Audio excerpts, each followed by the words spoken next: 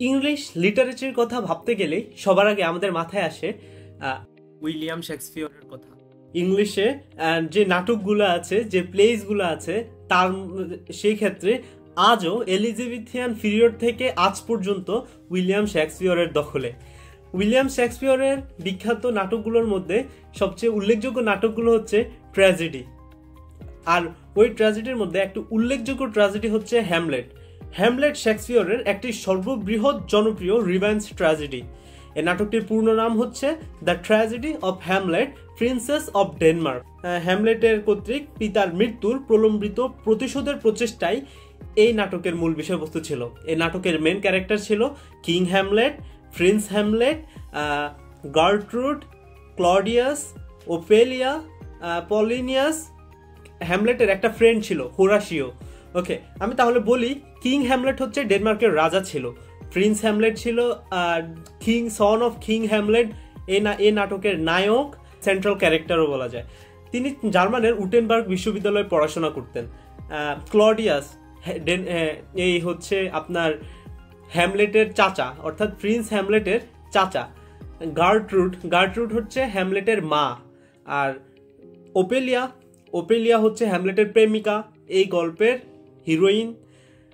পলিনিয়াস ক্লডিয়াসের উপদেষ্টা, অর্থাৎ হ্যামলেটের চাচার উপদেষ্টা। আর এই পলিনিয়াসের মেয়ে হচ্ছে ওপেলিয়া, আর একটা ছেলে আছে লার্টেস। হোরাশিও হচ্ছে হ্যামলেটের বন্ধু। এই নাটকের মূল চরিত্র হচ্ছে ডেনমার্কের রাজকুমার হ্যামলেট। নাটকটি মূলত ডেনমার্ক সাম্রাজ্যের পটভূমিতে রচিত। যুবরাজ হ্যামলেট তার চাচা ক্লডিয়াসের বিরুদ্ধে যে প্রতিশোধমূলক স্পৃহা, এই স্পৃহাকে কেন্দ্র করে আবর্তিত হয়েছে নাটকটি।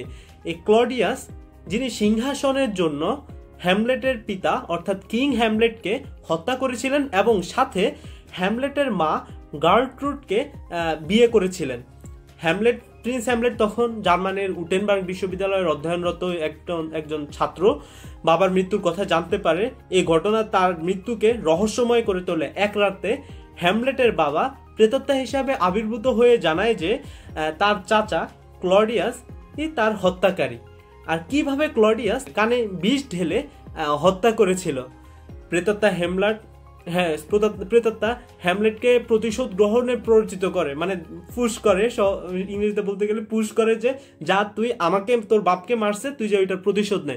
তো হ্যামলেট কি করবে? হ্যামলেট তার বন্ধু হোরাশিওকে ডেনমার্কে এনে ওই ভূতকে দেখায়।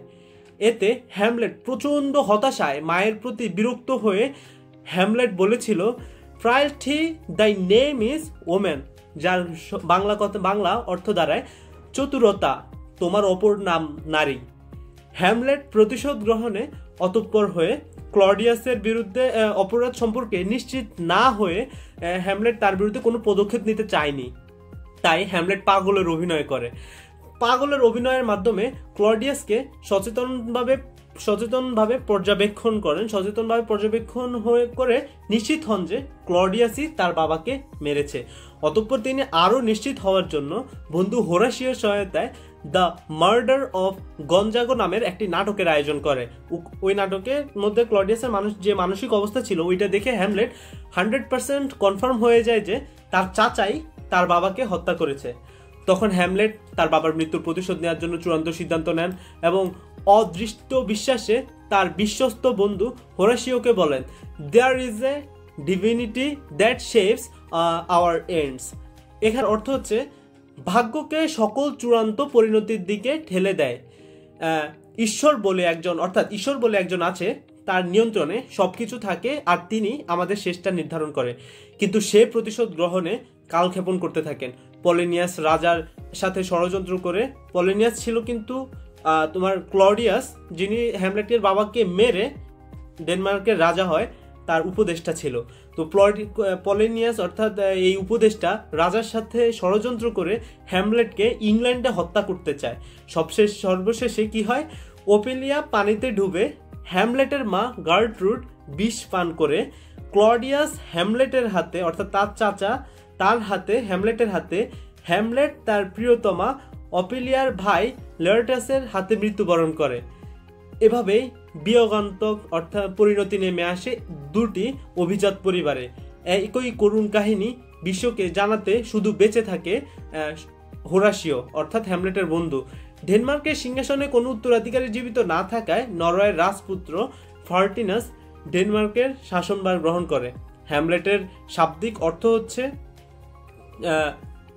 ছোট গ্রাম, এটা মাথায় রাখতে হবে। হ্যামলেটের শাব্দিক অর্থ হচ্ছে ছোট গ্রাম। অনেক সময় পরীক্ষার মধ্যে, বিভিন্ন প্রতিযোগিতামূলক পরীক্ষার মধ্যে আসে। একটু পর্যন্ত হ্যামলেট, শেষের শুধু করুণ কাহিনীটা যে পলিনিয়াসে ষড়যন্ত্র করে ইংল্যান্ডে হ্যামলেটকে মারতে চায়, আর ওপেলিয়া পানিতে ডুবে মারা যায়, হ্যামলেটের মা গার্ট্রুড বিষ পান করে মারা যায়, ক্লডিয়াস হ্যামলেটের হাতে মারা যায়, হ্যামলেট তার প্রিয়তম ওপেলিয়ার বাইয়ের হাতে মারা যায়। এখানে সবাই একসময় মারা যায়। এখানেই মূলত ট্র্যাজেডিটা ঘটে। সো আজকে এ পর্যন্তই। উইলিয়াম শেক্সপিয়রের আরও যে ট্র্যাজেডি গ্রন্থগুলো আছে, বিখ্যাত যে ট্র্যাজেডি সমূহ আছে, ওইগুলো নিয়ে আমরা পরবর্তীতে আরও কয়েকটি ভিডিও বানাবো। ততক্ষণ পর্যন্ত লার্নিং ল্যাবের সঙ্গে থাকুন। আপনার ইংলিশ শেখার ওয়েটাকে এবং বিসিএস বা অন্যান্য জব প্রিপারেশনের ওয়েটাকে আরও সহজ করে নিতে লার্নিং ল্যাবের সাথে থাকুন। আল্লাহ হাফেজ।